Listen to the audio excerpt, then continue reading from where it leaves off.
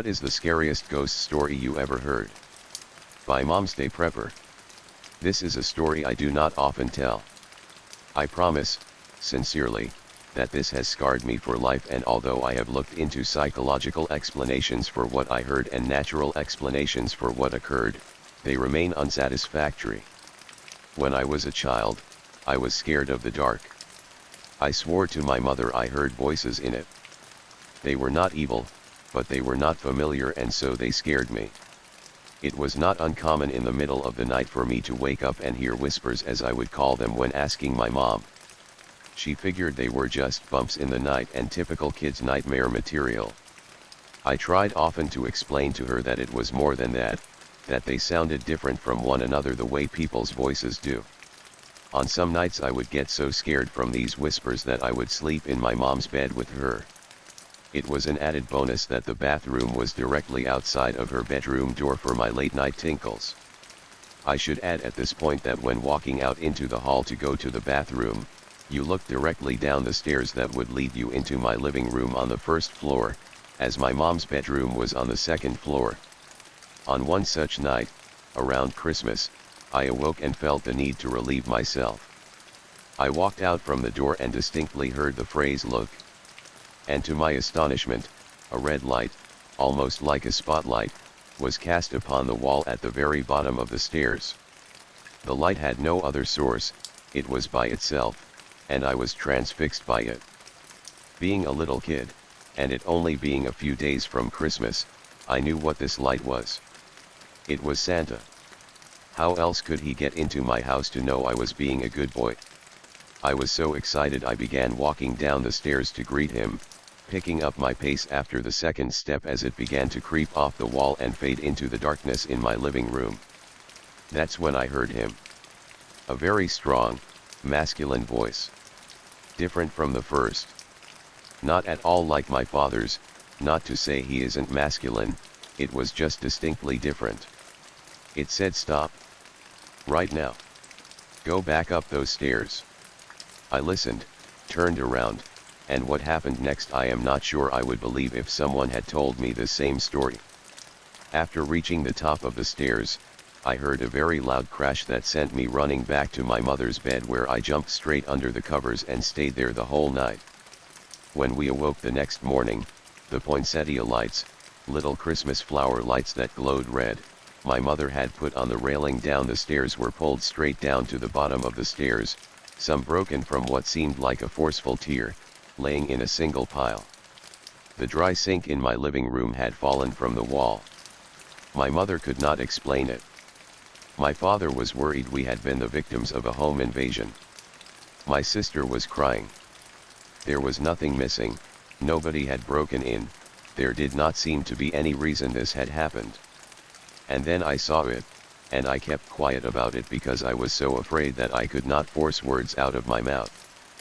There, on the edge of the wooden dry sink which had been facing up, were 3 indentations where the finish on the wood had been worn, almost as if in a forceful grip. Something down there had grabbed it and threw it down. That was what the bang was. I was mortified. After that day I never heard a single voice again. I do not like to imagine what was waiting downstairs for me that night, if it was anything at all, but I can tell you that the reality was that something had physically acted upon 2 things in my house near the bottom of that stairwell. After this, I had never heard another whisper again. Which is sad, because in some ways I would have liked to thank the masculine energy, that had stopped me from going down those stairs. This happened when I was 7, or 7.5, as I liked to say at the time. I am 20 years old now, and because of this incident I am still afraid of the dark. Especially shadowy stairwells.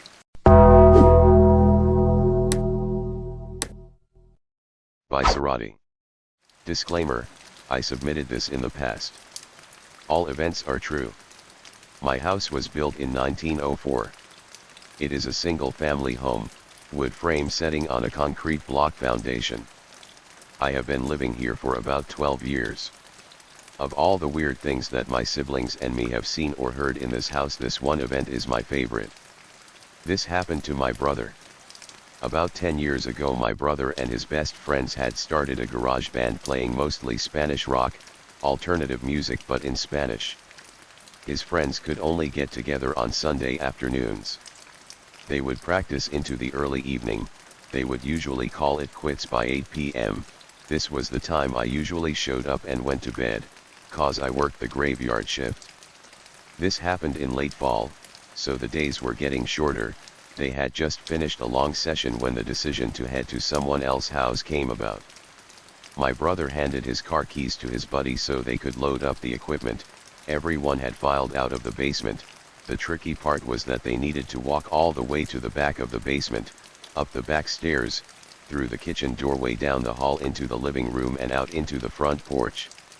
Everyone was outside sitting in my brother's truck waiting for him. My brother was walking up the back stairs when he remembered that he had left his pancakes in a to-go container sitting on a speaker in the basement. He made the decision to go back. Now the basement is not clean, with full sight lines, there had been partitions made, and the boiler and main heating unit are right smack in the middle. So after my brother walks back, he is about to retrieve his food container, when out of the corner of his eye he sees it. It is a shadowy figure, right at his peripheral vision. This feeling of dread and uneasiness washed over my brother. We had been taught that if you are in the presence of a spirit or ghost and you felt a bad vibe, to say quick prayer or to cuss at it. My brother chose the latter. He basically just told it, hey fuck you, I don't have time for this shit. My brother started to walk to the back of the basement and briskly up the stairs, closing doors and turning off lights as he was walking out. The last light switch is on the opposite side of the front door. Luckily the door was open and the light from the street lamp was flooding the living room with its amber light. My brother said he felt something at his back, but at no point did he turn around. As he flicked the last switch the living room went dark, as the rest of the house. As he stepped out he pulled on the door closing it behind him. Still holding his food container in one hand he jogged down the few porch steps. He walked towards the front gate. Our house resides far from the main street, essentially having a large front yard but no rear garage. As he closed the gap between himself and his friend-laden truck he kinda smiled and thought things over in his head, mad at himself for spooking out when there was no reason. He climbed into the driver's side of the truck, putting on his seatbelt and getting ready to pull out of the parking spot directly in front of the house, when one of his friends asked, hey wait, what about your brother, isn't he coming with us? My brother answered, what do you mean? He went to work early tonight, he is already gone, do you see his car anywhere? The next question they asked, so then who was walking behind you when you were leaving the house?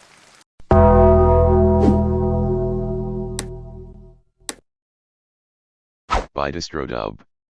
In my old house, things like this would happen all the time. I would be sitting on my computer, listening to music on my iPod while playing WoW. Periodically, at random times, the screen would flicker and my iPod's volume would adjust either up or down. I never thought anything of this, until it continued to do so only in that house. Eventually I just said whatever, if it likes the song it likes the song. However, inside this house I had constant issues. One of which, would be my sleeping in bed/living room depending on the night and waking up to a low grumbling sound. Feeling fear strike my heart and listening to the beat of my now panicked state. I would try and move, to wake up and see what is happening. I couldn't. Not even my fingertips would move. Completely conscious and able to see silhouettes. I hear/see my cat hiss and I can feel myself being moved as light shines over my eyes and I fall asleep again. This particular case, I remember waking up and seeing a man standing on this 100-foot tree in my backyard. Real tall and slender this guy.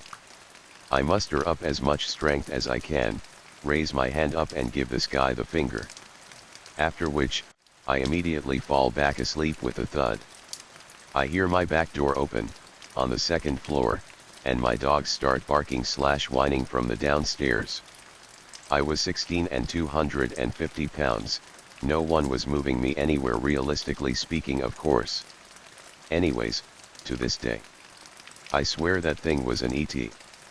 because I saw it multiple times throughout my life. Once standing in the kitchen window, which was 8 feet off the ground.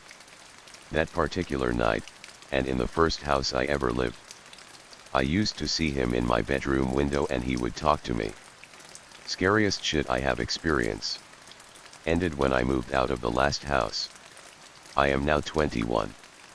Edit, kind of tipsy, but the night I gave ET the finger was the last time he came around.